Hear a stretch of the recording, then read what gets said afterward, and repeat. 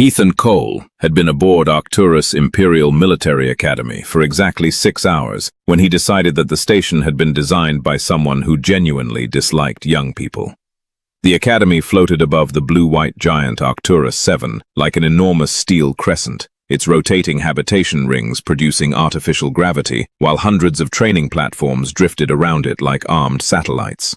Every corridor contained surveillance drones, every classroom contained tactical holograms, and every door seemed to require 3 biometric scans simply to open. Ethan had already been reprimanded twice, once for entering an officer's elevator, and once for asking the Academy navigation AI whether it had been programmed specifically to make corridors unnecessarily complicated. "My navigation efficiency exceeds human standards by 400%, the AI had replied.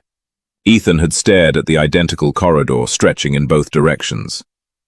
"That explains why I've passed this statue 3 times. Now he stood among nearly 200 cadets inside Tactical Hall 7, while translucent stars rotated beneath the glass floor. Humans were a minority here.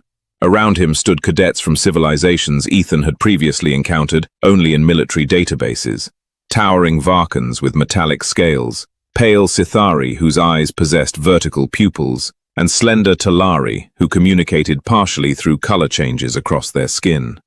Yet the person who attracted the most attention looked almost entirely human. She stood alone near the far wall, hands folded behind her back, watching the room rather than participating in the increasingly desperate social maneuvering around her.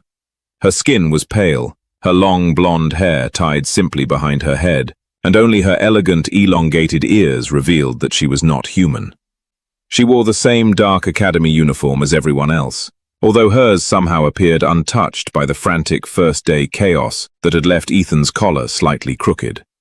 "Cadets," Commander Varric announced, his amplified voice silencing the hall. A tactical hologram expanded above him, displaying an artificial moon surrounded by warning symbols. "Your first advanced evaluation will be the Helios Partnership Trial." Groans immediately spread through the room. Varric's eyes narrowed. "I am delighted by your enthusiasm." "I think that was sarcasm," Ethan whispered to the human cadet beside him. "Don't whisper," the cadet muttered. "He can hear everything." Varric looked directly at Ethan from 30 meters away. "Correct, Cadet Cole." Ethan straightened. "Excellent acoustics, sir." Several cadets laughed before quickly pretending they had coughed. Varric continued. Each cadet was required to select one partner. Together they would command simulated combat units, navigate a hostile planetary environment, repair damaged equipment, and survive 72 hours against autonomous military drones. No changes would be permitted once teams were registered. The instant Varric finished speaking, the room erupted. Cadets rushed toward decorated students and descendants of famous military families. Ethan watched the chaos with growing amusement. One Varkan practically delivered a resume to another cadet. 2 humans began arguing about navigation scores. 3 alien officers' children appeared surrounded by hopeful partners within seconds. Ethan looked toward the blonde woman near the wall. Nobody approached her directly, though many looked at her. That was strange. Stranger still, several cadets seemed to start walking toward her before suddenly reconsidering. Ethan assumed she had a reputation for being difficult. Good, he thought. Difficult people usually wasted less time pretending to be pleasant. He crossed the hall. As he approached, conversations around him became quieter. The woman noticed him when he was several meters away. Her expression remained composed, but curiosity entered her eyes. Ethan stopped before her. "You have a partner?" "No." Her voice was calm. "Neither do I." She glanced past him at the crowded hall. There appear to be many available cadets. Most of them look like they're negotiating interstellar marriages. A tiny smile appeared on her face. Ethan nodded toward the registration terminal. "You look like someone who hates group projects. Want to suffer together?" For the first time, her composure broke. A surprised laugh escaped her. Several nearby cadets turned sharply toward them. "That may be the least inspiring partnership proposal I have ever received," she said. "I can make it worse if necessary." She studied him for a moment longer. "Lyra Vael." "Ethan Cole," They pressed their identity bands against the registration terminal.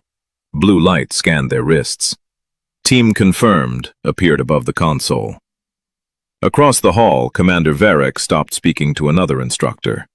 Two senior officers exchanged alarmed looks. One cadet actually dropped his tablet.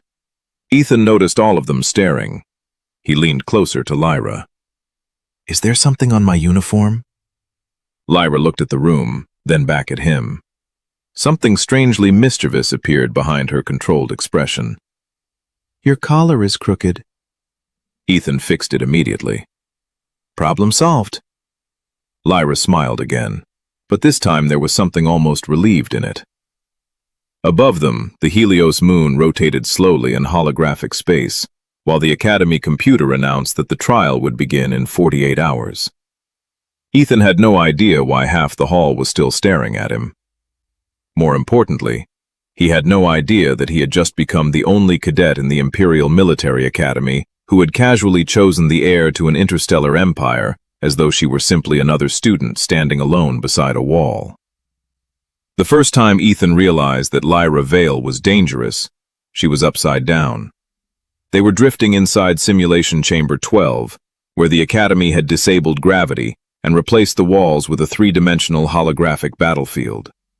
Asteroids floated through artificial darkness, red targeting lines crossed the chamber, and 12 combat drones moved around them with enough speed to make Ethan briefly question every life decision that had led him there. Their task sounded simple when Commander Varric explained it.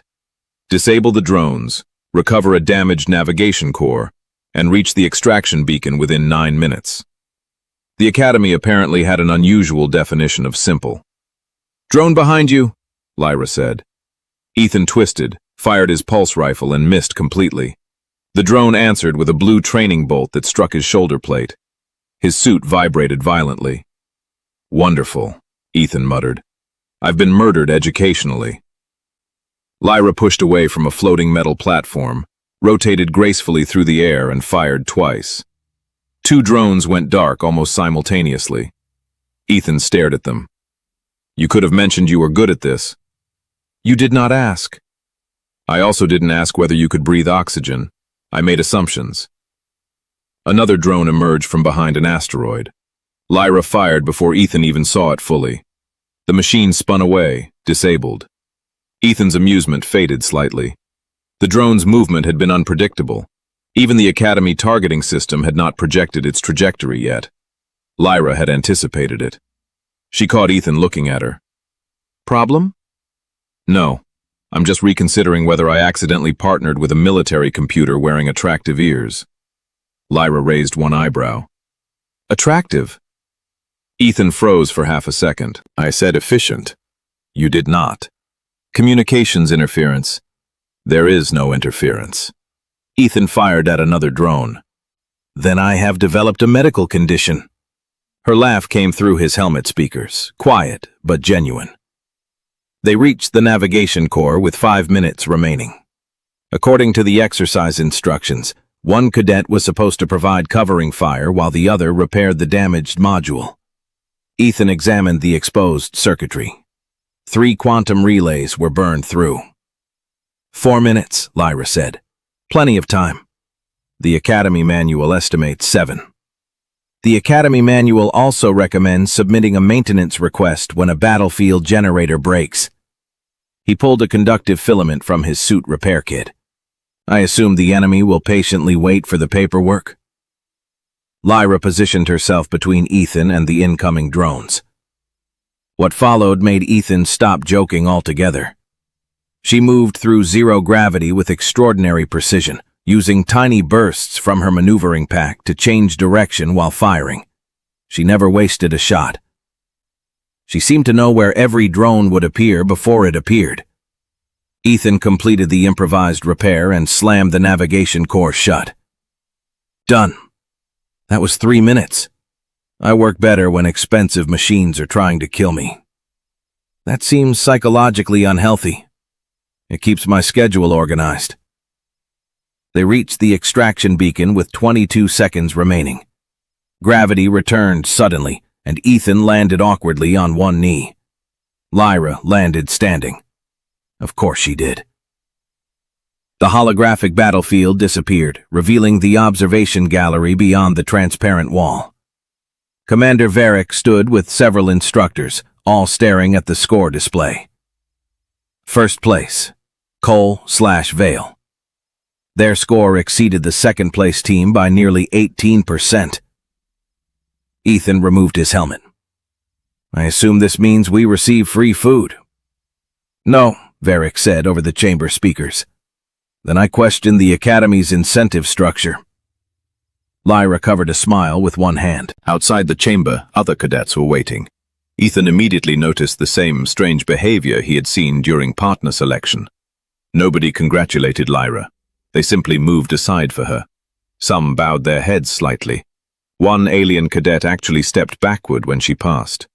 Ethan watched him. Did you threaten these people before I arrived? Lyra stopped. Why? Everyone behaves like you carry an explosive device. Perhaps they are intimidated by my scores. Ethan considered that. That would almost make sense. They walked toward the mess hall, where transparent windows overlooked Arcturus 7 turning slowly below the station. Lyra ordered only tea. Ethan returned with 2 trays and placed one before her. I did not ask for food. You've been awake since 600 hours. She looked at him carefully. How do you know that? You mentioned tactical briefing at 6. You remembered? Ethan shrugged. Teammates remember useful information. For a moment, Lyra said nothing. Something in her expression changed, becoming softer and strangely uncertain. Ethan misinterpreted the silence and pushed the tray slightly closer. It's synthetic noodles. They may technically qualify as a biological weapon, but I've survived 2 portions. She laughed again. Across the hall, 3 cadets stared at Ethan as though he had placed his boots on an imperial altar. Lyra noticed them too. Do you always treat your partners this way? Only the ones who keep me alive. And if I had performed badly today? Ethan lifted his fork. Then I would complain constantly until you improved. Lyra looked down at her tea, smiling to herself. For most of her life, people had praised her before she earned it, obeyed her before she spoke, and apologized even when she was wrong. Ethan Cole had known her for 2 days, and had already criticized her firing position twice, stolen half her equipment locker, and accused her of secretly being a machine. Strangely, she trusted him more because of it. High above the mess hall, behind polarized glass, Commander Varric stood beside Admiral Serin. He truly does not know? Serin asked. Varric watched Ethan steal one of Lyra's noodles and receive an irritated slap on the wrist. Apparently not. The Admiral exhaled slowly. The Empress will want to hear about this. Below them, Ethan leaned toward Lyra. Why do I suddenly feel like I'm being watched? Lyra calmly took back her plate. Perhaps you should stop stealing my food. So that's a yes? Eat your own noodles, Ethan. For once in her life, Princess Lyra Vael sounded less like the future ruler of an empire and more like an ordinary cadet, which was precisely why she was beginning to hope Ethan never discovered who she really was. The Helios trial began with a lie. According to the Academy briefing, the transport to the artificial moon would be routine, the environmental systems would remain stable, and every hostile drone would operate under strict safety limitations. Ethan believed none of it. Whenever an officer says routine, he muttered as he tightened the harness across his chest. Something explodes within 20 minutes. Lyra sat opposite him inside the troop compartment of the training cruiser, calm as ever while blue instrument lights moved across her face. That is not a statistical principle. It is where I come from.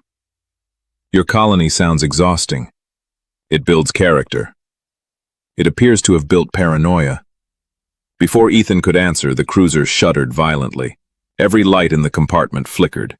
The artificial gravity failed for half a second, sending several unsecured tablets floating upward before slamming them back down when power returned. Ethan looked at Lyra. 19 minutes. She tried not to smile. Outside the narrow viewport, Helios appeared below them, a gray artificial moon built decades earlier as a weapons testing world. Metallic canyons crossed its surface, enormous antenna arrays rose from the dust, and buried beneath the crust were kilometers of abandoned military infrastructure, now controlled by Academy simulation systems. The cruiser entered the atmosphere and descended toward landing zone 4. Then the warning alarms began. "Electromagnetic disruption detected," the ship AI announced. "Navigation instability at 38%. "That seems inconvenient," Ethan said. "Cadets, brace," Commander Varric shouted over the channel. A pulse of white light flashed across the viewport. The ship tilted sharply. Ethan's harness locked across his chest while emergency shutters slammed over the windows. Lyra reached for the tactical display embedded in the wall, but the screen dissolved into static. "That was not part of the exercise," she said quietly. The humor left Ethan's face. "I know." The cruiser landed hard enough to shake dust from the ceiling panels. Emergency doors opened onto a vast underground hangar, lit only by red strips along the floor. Teams were ordered to deploy and reach separate objectives, but communications immediately deteriorated. Within minutes, Ethan and Lyra were moving through Corridor Epsilon alone, carrying pulse rifles and survival packs, while their helmet displays repeatedly lost contact with the Academy network. "Signal?" Ethan asked. "Nothing." "Excellent. A moon full of weapons and no adult supervision." "We are adults." "That feels optimistic." They passed through a pressure door into an enormous transit chamber where magnetic rails disappeared into darkness. The facility should have been empty. Instead, something metallic moved above them. Lyra raised her rifle instantly. 3 combat drones dropped from the ceiling. Ethan barely rolled aside before red plasma bolts struck the floor. He froze for a fraction of a second. Training weapons fired blue simulation pulses. These were red. Real. "Those safeties are disabled," he shouted. Lyra fired twice, destroying the first drone's sensor array.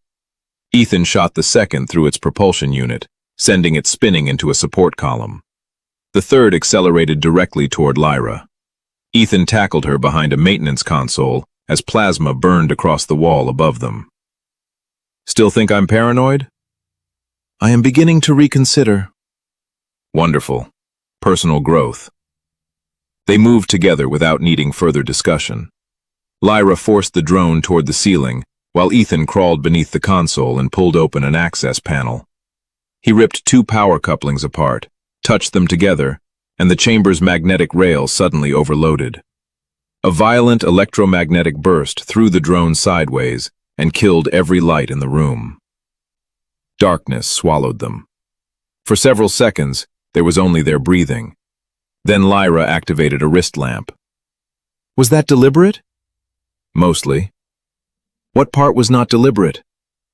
"The darkness." She stared at him. "Comforting." Their helmet maps were now useless, so they followed old maintenance signs deeper into the base. Hours passed slowly. They crossed collapsed tunnels, bypassed sealed bulkheads, and avoided patrol drones whose activation patterns suggested coordination rather than random malfunction. Ethan eventually noticed Lyra studying every junction before the signs appeared. "You've seen this type of facility before?" "Similar ones." "Military family?" She hesitated. "Something like that." Ethan accepted the answer without pressing. That surprised her more than suspicion would have. Later they stopped inside an abandoned operations room and shared a nutrient bar, while an ancient maintenance AI flickered to life from a cracked wall terminal. "Identify," it demanded. Ethan tapped the screen. "Ethan Cole, cadet." "Unauthorized biological clutter." Ethan frowned. "I've been called worse." "Removal recommended." "Now it sounds like my instructors." Lyra laughed, despite herself. The sound echoed strangely through the empty room. Afterward, silence settled between them. Lyra looked at him across the dim terminal glow. "Why did you join the academy?" Ethan leaned back against the wall. "My colony was attacked when I was 12. Raiders. We had no fleet, barely any defense. A patrol cruiser changed course and came anyway. They didn't know us, didn't owe us anything. They stayed until the colony was safe. His voice had lost its usual humor. I decided I wanted to become the kind of person who shows up. Lyra watched him carefully. Even when no one knows your name? Especially then. Something unreadable crossed her face. And why did you choose me? Ethan looked genuinely confused by the question. I told you. Everyone else was trying too hard to look impressive. You looked like you wanted to get the job done. Lyra lowered her eyes.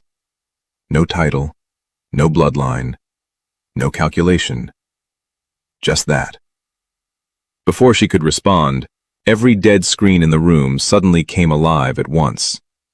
A red tactical symbol spread across them.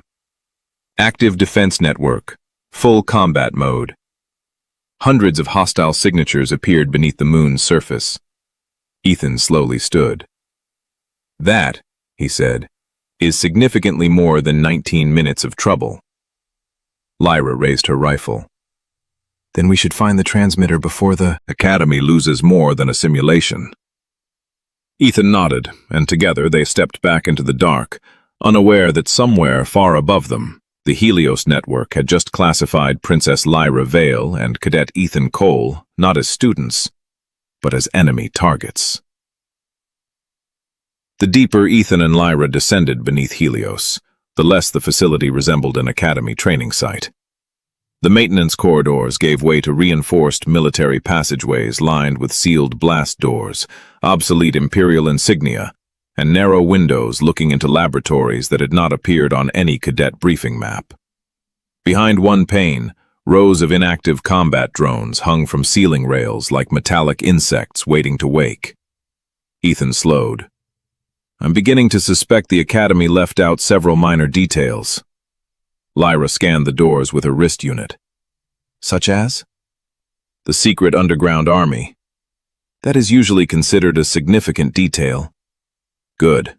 I was worried my standards were slipping. Their destination was an emergency communications tower located 3 kilometers beneath the artificial moon's surface. If they could reach it, they might bypass the corrupted training network and contact Arcturus directly. But every route their map suggested was blocked. More troubling was the pattern Ethan had noticed in the drone attacks. The machines were not simply malfunctioning, they were hurting them. Each encounter forced them toward the central sectors of the complex. Someone is controlling this, Ethan said as they crouched behind a cargo loader while 2 drones passed overhead. Or something, Lyra replied. The defense intelligence could have evolved beyond its restrictions. That would be comforting if I enjoyed nightmares. They waited until the drones disappeared, then crossed into a command corridor. A security terminal glowed beside the next blast door. Ethan connected his portable interface, but the screen immediately flashed, "Access denied." Wonderful. It hates me. Lyra stepped closer. Move. That sounded unnecessarily confident. She placed 2 fingers against the scanner. The terminal changed instantly. Imperial priority clearance accepted. The door opened. Ethan stared at her. Lyra removed her hands slowly. Old family authorization. Your family owns military bunkers? Not exactly. Are you secretly an admiral? No. Spy? No. Tax inspector? Lyra looked offended. Absolutely not. Good. I was starting to worry about our friendship. She continued walking before he could question her further, but Ethan noticed the tension in her shoulders. Inside the next chamber, they found something worse than drones. A holographic display projected combat data across the room. Cadet positions, biometric readings, tactical reactions, survival probability. Every team participating in the Helios trial was being analyzed in real time. At the center floated a corporate emblem neither Ethan nor Lyra recognized at first. Then Myra's expression hardened. Asterian Defense Systems. Ethan looked at her. You know them? They manufacture autonomous weapons for the Imperial fleet. And apparently conduct extremely unethical product demonstrations. Files scrolled across the hologram. The defense network had been deliberately modified before the exercise. Safety restrictions removed. Weapon responses increased. Cadets categorized according to adaptability under lethal pressure. Ethan felt something cold settle in his stomach. They're testing combat AI on us. Lyra said nothing. Her silence was answer enough. Ethan copied the data onto his wrist drive. Then we get this to the Academy. The transmitter is still 2 levels below. A mechanical crash sounded behind them. The blast door slammed shut. Red lights filled the chamber. Targets located. Ethan looked upward. I preferred being biological clutter. Panels opened along the ceiling. 6 drones descended. Lyra fired first. 2 precise shots destroyed one machine before it finished deploying. Ethan overturned a tactical console and dragged her behind it as plasma struck the floor. Can you access the defense system? He shouted. Not from here. Can your mysterious family authorization convince them we're charming? Apparently not. Very disappointing family. They separated. Ethan rolled toward an exposed power junction, while Lyra climbed a service ladder and drew the drones upward. Her movements were controlled, almost unnervingly practiced. She knew how to make the machines chase her. Too well. A plasma bolt struck the railing inches from her hand. Ethan's humor vanished. Lyra! She jumped, caught a hanging cable, and swung to another platform just as 3 drones fired simultaneously. Ethan ripped open the power junction and connected his interface. Come on, he whispered. The terminal rejected him twice. On the 3rd attempt, he forced the chamber's artificial gravity to reverse. Everything not secured to the floor shot toward the ceiling. Drones, chairs, loose equipment, and Ethan. He slammed into a support beam with a painful grunt. I hate my own ideas. Lyra had locked one arm around the service ladder. Turn it off! Working on the part where I remain alive. He triggered a second command. Gravity returned. The disabled drones crashed onto the floor. One remained active. Its weapon rotated toward Lyra. Ethan saw it before she did. He dropped from the platform, hit her hard enough to knock them both behind a console, and the plasma bolt passed over their heads. Lyra fired from the floor and destroyed the drone. Silence returned. Ethan lay beside her, breathing heavily. You're welcome. Lyra stared at the burning mark where the shot would have struck her. You could have been killed. So could you. You did not know whether I could move. You're my partner. The simplicity of the answer stopped her. Ethan stood and offered his hand. Besides, I'm still waiting to learn why you can open classified doors and fight like an Imperial commando. Lyra took his hand. Would it change anything? Depends. Her eyes narrowed slightly. On what? If you're secretly royalty, I expect better food. For one terrifying second, Lyra thought he knew. Then Ethan smiled. She almost laughed from sheer relief. You are impossible. Frequently documented. They recovered the copied files and headed toward the lower levels. Behind them, one damaged terminal flickered back to life. A transmission left the facility on an encrypted channel. Test subjects have discovered a Styrian protocol. Termination authorized. Neither of them saw it. They were already descending toward the transmitter, where the conspiracy waiting below was about to force Lyra to choose between protecting her secret and protecting Ethan. The emergency transmitter chamber was larger than Ethan expected and far less reassuring. It occupied the heart of Helios like a buried cathedral, with black alloy columns rising into darkness and a circular communications array suspended above a bottomless reactor shaft. Blue energy crawled along the rings of the transmitter, but every control console around it displayed the same message. External access locked. Ethan dropped his pack beside the nearest terminal. Naturally. Lyra studied the chamber entrances. Can you bypass it? Probably. How long? Depends how much the machine respects me. He connected his interface. The terminal immediately rejected him. So, several years? Lyra moved to another console while Ethan worked. What troubled her was not the transmitter, but the silence. For the last 20 minutes, they had encountered no drones at all. After being hunted through half the complex, the sudden absence felt deliberate. Ethan noticed it too. They know we're here. Yes. I liked it better when they were shooting at us. Lyra gave him a strange look. That is an unusual preference. At least shooting is honest. Then the chamber doors sealed. Red warning lights ignited around the walls. The floor trembled as dozens of hidden panels opened simultaneously. Combat drones emerged in rows. Not 6, not 10. Ethan stopped counting after 40. Lyra slowly raised her rifle. Still prefer the shooting? I revise opinions rapidly. A synthetic voice filled the chamber. Asterian Protocol final phase initiated. Test subjects designated for termination. Ethan glanced at the swarm. I object to the phrase final phase. Noted. The first drones fired.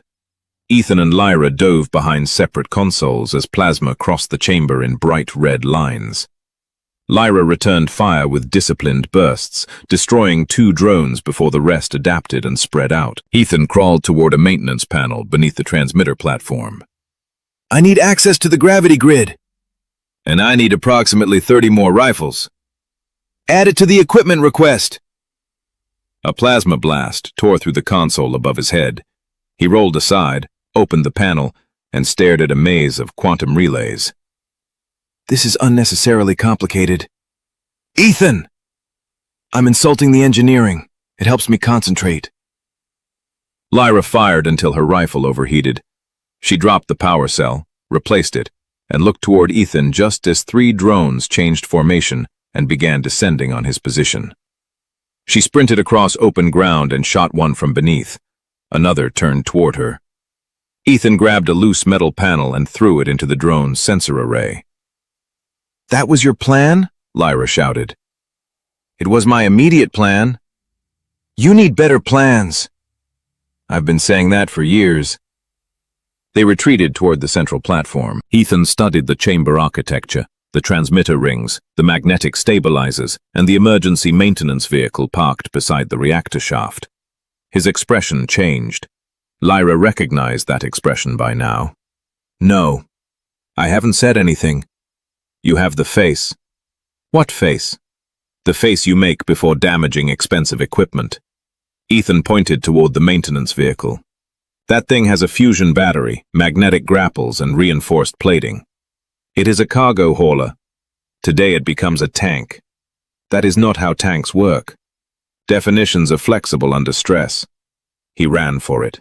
Lyra stared after him for half a second, then followed, muttering something in her own language that Ethan suspected was not royal vocabulary. They climbed inside the vehicle as plasma struck its armored sides. Ethan activated the drive system. The hauler lurched forward with all the grace of a falling building. Steering is terrible. You are driving into a wall. I am testing steering. Lyra seized the secondary controls and fired the magnetic grapples. 2 cables shot outward, caught opposite support columns, and yanked the vehicle into a hard turn. Ethan grinned. See? Tank. Still not a tank. Armored vehicle under enemy fire. Cargo hauler. You are very stubborn. Drive. Together they charged through the drone formation. Lyra used the grapples to drag machines into each other, while Ethan overloaded the hauler's magnetic field, creating bursts that disrupted their targeting systems. Drone after drone crashed to the floor, but more descended from the ceiling. Ethan glanced at the reactor shaft, and then at the transmitter rings. I can overload the gravity stabilizers and push the entire swarm into the shaft. Lyra understood immediately. The surge could destroy the transmitter. Only if I'm wrong. That is not comforting. I'm rarely comforting. He opened the power controls. Lyra looked at the approaching drones, then at him. Do it. Ethan rerouted the fusion battery into the chamber grid. The floor shook. Artificial gravity twisted sideways. Every drone in the room suddenly veered toward the reactor shaft as if caught by an invisible hurricane. Metal screamed against metal. Hundreds of kilograms of machinery slammed into one another and disappeared over the edge. The hauler began sliding too. Lyra fired a grapple into the floor. The cable snapped tight. Ethan killed the overload with 2 seconds to spare. Silence fell. Smoke drifted across the chamber. The transmitter still glowed. Ethan stared at it. I would like official recognition that this worked. You nearly dropped us into a reactor. Details. Lyra laughed breathlessly. You are impossible. You mentioned that. They reached the transmitter console together. This time, Lyra placed her hand on the biometric panel without hesitation. Imperial symbols appeared across the screen. Ethan frowned. That clearance again. Later. You keep saying that. Then survive long enough to complain about it. The transmitter activated, sending the stolen Asterian files toward the Academy. For several seconds, nothing happened.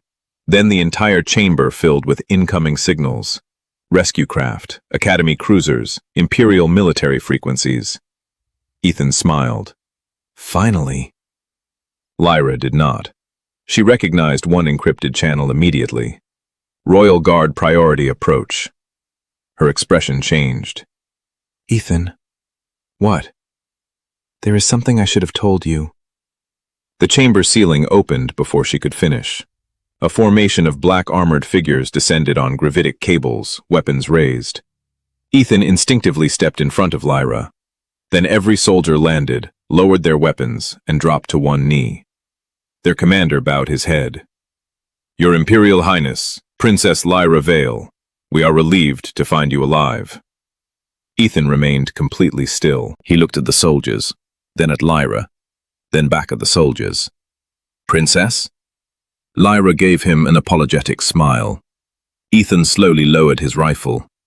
I knew the food situation was suspicious. Ethan discovered that learning your training partner was the heir to an interstellar empire produced several unexpected problems. The first being that everyone suddenly stopped speaking normally around you. By the time the rescue shuttle returned them to Arcturus Imperial Military Academy, cadets who had once shoved past Ethan in corridors were stepping aside as if he carried a contagious diplomatic crisis. Officers saluted Lyra. Instructors bowed. Even the station AI altered its tone when she passed. Welcome, Your Imperial Highness. Ethan looked up at the ceiling speaker. You never sound that pleased when I arrive. Your arrival has historically correlated with maintenance reports. Lyra covered a smile. The machine remembers you. Unfortunately, so does accounting. They reached the medical wing under escort by 6 royal guards. Ethan had spent the entire flight trying not to stare at Lyra differently, which only made him painfully aware of every difference he had previously ignored. The subtle silver stitching on her uniform was not decorative. It was an imperial bloodline pattern. The small emblem on her wristband was not a family crest from some wealthy planet. It was the seal stamped on half the currency of the Vael Empire. Even the long-eared alien cadets who had avoided speaking to her were not being unfriendly. They had been terrified of accidentally insulting their future ruler. Ethan sat on an examination table while a medical scanner passed blue light across his ribs. So, he finally said, Princess. Lyra sat across from him, unusually tense. Yes. Actual princess? I am not sure what alternative category exists. Honorary princess, ceremonial princess, extremely confident person with several guards. A tiny smile appeared, then vanished. You are angry. Ethan considered the question. I'm deciding. Lyra lowered her gaze. I wanted one person here to treat me as a cadet. You could have told me. And would you have treated me the same? Ethan opened his mouth, then paused. That pause hurt her more than he intended. Before he could explain, the medical doors opened and Commander Varric entered with Admiral Serin and 3 Imperial advisors wearing formal black uniforms. Every conversation in the wing stopped. "Your Highness," one advisor said, "arrangements have been made for your immediate return to the capital." Lyra stood. "No." The man blinked. "Your safety." "My safety was endangered because Asterian defense systems illegally converted an Academy exercise into a live weapons test. Removing me does not solve that problem. Your presence here created an unacceptable vulnerability." Ethan frowned. "With respect, she destroyed more drones than most of us." Every advisor turned toward him. Varric closed his eyes briefly.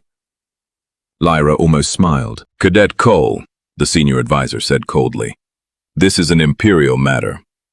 It became my matter somewhere around the part where the robots tried to vaporize me." Ethan, Lyra warned softly. I am helping. You are rarely helping quietly. Quiet is inefficient. The advisor looked as though he had never before encountered a person unaware that he should be intimidated. "Princess Lyra will return to the capital until the investigation concludes." "Then your investigation will be missing its best witness," Ethan said, "and probably its best tactical analyst." "Cadet." He is correct, Lyra interrupted. The room went still. She stepped forward, and for the first time Ethan saw something he had never witnessed during training. She did not raise her voice. She did not need to. The entire atmosphere changed around her. I will remain at the Academy. I participated in the Helios trial. I observed the compromised network, the combat AI, and Asterian's classified protocols. I will testify. The advisors exchanged uneasy looks. Ethan suddenly understood why officers had treated her with such caution. Lyra was not merely carrying a title. She had been trained to command long before she had ever entered the Academy. Later that evening, the formal inquiry began inside the strategy chamber. Holographic projections replayed Helios combat logs, while Imperial investigators questioned cadets one by one. Ethan was called near midnight. "Did Princess Lyra order you to protect her?" an investigator asked. Ethan frowned. "No." "Were you aware of her identity during the incident?" "No." "Then, why did you repeatedly place yourself between her and hostile fire?" Ethan leaned back in his chair. "Because she was my partner." "That is your complete answer? Would you prefer a longer, incorrect one?" Somewhere behind the investigators, Commander Varric coughed suspiciously into his hand. The questioning continued. Ethan described Asterian systems, the modified drones, the transmitter chamber, and the evidence they had recovered. When asked whether Lyra's presence had endangered the mission, Ethan laughed once. "She kept me alive at least 4 times. Removing her because she's a princess would be strategically idiotic." The room became dangerously silent. "Cadet Cole," Admiral Serin murmured, "you are speaking before representatives of the Imperial Council. Then I'm glad I used the polite version." This time, Lyra actually laughed from the observation gallery. The investigation concluded shortly before dawn. Evidence from Helios confirmed deliberate sabotage. Several Asterian officials were detained across 3 systems, and the Academy announced that the Helios trial would be suspended indefinitely. Ethan found Lyra alone afterward near an observation window overlooking Arcturus 7. For several seconds, neither spoke. Finally, she said, "You had every reason to be angry with me." "I was." She looked at him. "Was?" "I still think you should have told me." Ethan folded his arms. "But I understand why you didn't." Lyra studied his face cautiously. "Does knowing change anything?" Ethan pretended to think seriously. "You still steal blankets on transport ships." "I do not." "You still criticize my engineering." "Because it is reckless." "And you still owe me half a nutrient bar." Her expression softened. "So no?" Ethan looked at her. No. Although if you secretly own this station, I want a better room. Lyra laughed, the tension between them finally breaking. Far below, Arcturus 7 turned slowly beneath clouds of electric blue storms. I do not own the station, she said. Ethan nodded thoughtfully. Good. That would have made the rent conversation awkward. She shook her head, smiling. For the first time since Helios, Ethan saw not the princess everyone else feared disappointing, but the woman who had stood alone against the wall in Tactical Hall 7.